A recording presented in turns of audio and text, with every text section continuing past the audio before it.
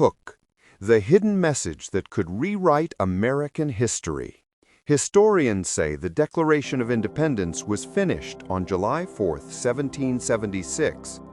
But what if I told you that a second document, a secret one, was written that same night and hidden so deeply that only 3 U.S. presidents ever saw it? And what if I told you that document still has not been found, but a forgotten clue surfaced only a few years ago in a small-town library in Pennsylvania? This is that story, The Lost Code of 1776, a historical mystery based on real people, real places, and one very real disappearance. In the summer of 2018, a 35-year-old archivist named Daniel Hale was restoring damaged books at the Chester County Historical Society in Pennsylvania. Most of his work was simple: dusting, repairing torn pages, cataloging old diaries, until the morning he discovered a book that should not have existed. It was misfiled behind a shelf, wrapped in cloth, and had no library markings. The cover was blank, but a faint watermark showed the number 1776. Daniel opened it carefully. Inside was a strange combination of coded symbols, diary entries, sketches of Philadelphia streets, and a name signed repeatedly: T. Matlack. Daniel froze, because Timothy Matlack was the actual man who hand-wrote the official parchment copy of the Declaration of Independence, the elegant script Americans recognize today. But why would the scribe of the Declaration keep a secret diary? Why was it hidden? And what did the symbols mean? Daniel had no idea he was about to uncover the most forbidden chapter of early American history. The first clue: the night the lights went out. One page in the diary was dated July 4th, 1776, midnight. The entry read, "The second text is complete. We wrote it by candlelight long after Congress left the hall. This one must never be read by the public until the nation is strong enough to face it." Daniel reread that sentence again and again. Second text? A second version of the Declaration? Or something else entirely? The next page contained a hand-drawn map of Independence Hall, but with a hidden room marked beneath the assembly chamber. A secret basement? Daniel knew the building well. There was a known cellar, but not where the drawing showed it. And then the diary abruptly stopped. The rest of the book was filled with coded symbols, lines, triangles, dots, circles, and what looked like musical notes. Daniel didn't understand any of it. Not yet. The government calls. 3 days later, quiet, careful, polite men in suits visited the archive. They claimed to be from the National Archives, but Daniel noticed something strange. They wore no badges. They signed no forms. They asked to take the diary without providing documentation. When Daniel refused, one of them whispered, "Some things were hidden for a reason." They left without the diary, but Daniel suddenly found his work computer wiped clean, his building card access canceled, his phone acting strangely. Someone was watching. Someone powerful. And Daniel realized the diary wasn't forgotten. It was being suppressed. The code breaker. Desperate for help, Daniel contacted Dr. Eleanor Reed, a cryptographer from the University of Virginia who specialized in Revolutionary War ciphers. She came to Pennsylvania that weekend. After scanning the symbols for hours, she finally whispered, "This is not just a code. It's a polyglot cipher, mixing Latin, Hebrew, and early Masonic numerology. Matlack didn't want anyone cracking this easily. What does it say?" Eleanor translated the first line, What we discovered beneath the hall will change what America believes about itself." They stared at each other. Matlack wasn't just writing a secret text. He was hiding a discovery, something physical, something buried. The beneath chamber. Following the diary's map, Daniel and Eleanor visited Philadelphia at night and walked around Independence Hall. Every tourist sees the famous building, but almost no one notices the sealed brick doorway on the eastern side, the one that leads to nothing, except it wasn't always sealed. Daniel slid his hand against the old brick. He felt a slight draft. Eleanor tapped one brick lightly. It gave a hollow sound. "We need to look behind this wall," she whispered. But breaking into a U.S. historic landmark wasn't an option. So they used the diary's clue. Where the bell once hung, the floor remembers. The original Liberty Bell Tower had been dismantled centuries earlier. Today, only a modest structure marked the location. Daniel knelt and examined the stone flooring. A faint symbol was carved in one slab, the same triangular code found in Matlack's diary. They pushed the stone. It shifted. Beneath it was a wooden staircase leading into darkness. They exchanged a terrified look, then climbed down. The finding of the iron box. The staircase opened into a narrow underground passage lined with 18th century brick and smelling of old parchment. At the end of the tunnel sat a rusted iron box sealed with wax. Eleanor held a flashlight. "Daniel," she whispered, "this box hasn't been opened in over 200 years. They broke the seal. Inside the box were 3 letters, a folded parchment, and a wooden case containing a quill pen. The letters were addressed to George Washington, Benjamin Franklin, Thomas Jefferson. Daniel unfolded the parchment. It was written in Matlack's handwriting, and at the top it read, "Declaration of Correction for the leaders of the new nation only." Daniel began reading aloud, and what he read would change U.S. history forever if made public. The Declaration of Correction, a real-sounding document written in 18th century style. The secret text admitted 3 shocking truths. 1. The founders knew the new nation was built on contradictions. They planned to end slavery gradually within 1 generation. The system was meant to die out by 1810. 2. A secret pact existed among several founders to create emergency succession rules if Britain invaded again. 3. The most shocking line of all. This land's earliest claim did not belong to Europe, but to a people older than record, whose symbols we discovered beneath the hall. We built upon a foundation not entirely ours. Daniel and Eleanor froze. "Older than record," she whispered. "What symbols?" he asked. Their flashlight beam swept across the small chamber, and on the far wall, etched deeply into the brick, was a symbol neither had ever seen before. A circle surrounding 13 smaller circles, exactly like a drawing from Matlack's diary. Eleanor stepped closer. "This is not colonial. This is prehistoric."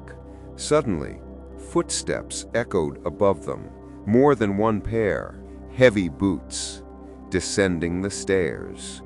The Shadow Program. Daniel quickly pocketed the letters and parchment. Eleanor shut off the flashlight. The chamber went dark. Then a voice boomed. "Daniel Hale, Eleanor Reed, step into the light." A lantern turned on at the top of the staircase. 3 men stood there, the same men who visited the archive. But this time, they were armed. "Is this the National Archives?" Daniel asked, shaking. "No," the leader replied. "Our office doesn't exist on paper, and we're here to protect the country from what you just found." "What do you mean?" Eleanor asked. "America isn't ready for that document. It wasn't ready in 1776, 1876, 1976, and it isn't ready now." "Why?" Daniel asked. The man stepped down. His voice was steady. "Because history holds a nation together. Truth, this truth, might tear it apart." He reached out his hand. "Give us the parchment." Daniel felt his heartbeat pounding. He handed it over, but he didn't hand over the letters. Those remained hidden in his coat. The aftermath. Daniel and Eleanor were legally gagged from speaking. Their research files were seized, their notes vanished, but they still possessed the letters written to Washington, Franklin, and Jefferson. And those letters hinted at something even bigger, the location of a second chamber, not beneath Philadelphia, but beneath Mount Vernon. And that is where their search leads next. A search that, according to Daniel, will either rewrite American identity or get us buried beside the truth. The hidden room under Independence Hall. Professor Hale didn't sleep that night. The discovery beneath Independence Hall was too enormous and too dangerous to ignore. As dawn broke over Philadelphia, he stood again in front of the ancient stone door hidden beneath the chamber. The symbols carved into it felt older than the hall itself, maybe older than the United States. A soft humming sound echoed from behind the wall, faint, rhythmic, almost like a heartbeat. Dr. Lena Ortiz arrived beside him, holding a stack of scanned documents. "Hale, you need to see this," she whispered. The scans showed a lost blueprint of Independence Hall, dated 1749, decades before the Declaration of Independence. And in the margins, written in the strange handwriting of an unknown architect, were the words, "For the chosen keepers only. The room of reflection must stay sealed until the nation trembles." Hale's heartbeat froze. The nation trembles? Before he could ask anything, the stone door shuddered just slightly, as if something on the other side responded. The security guard who stood watch paled. "Sir, it wasn't doing that yesterday." The room went silent. The door opens. With a slow, ancient groan, the stone door cracked open only an inch. Cold air rushed out, impossibly cold for a sealed room underground. Hale pushed the door open just enough to slip inside. Inside was a cavern-like chamber, lit by a faint blue glow from a crystal embedded in the ceiling, a technology none of them could explain. But the center of the room was the true shock. A massive circular table carved from a single piece of obsidian. Around it sat 13 empty stone chairs. But one chair wasn't empty.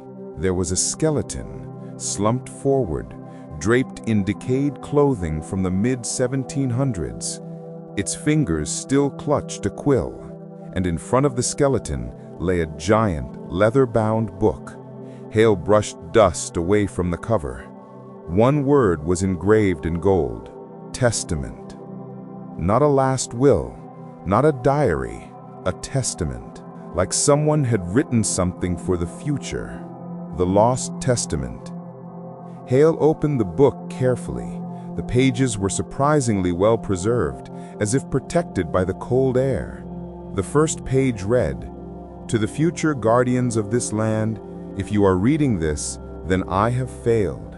The signature beneath it was faint but readable. N. Benjamin Fletcher, founder of the Reflected Order. Hale's breath caught.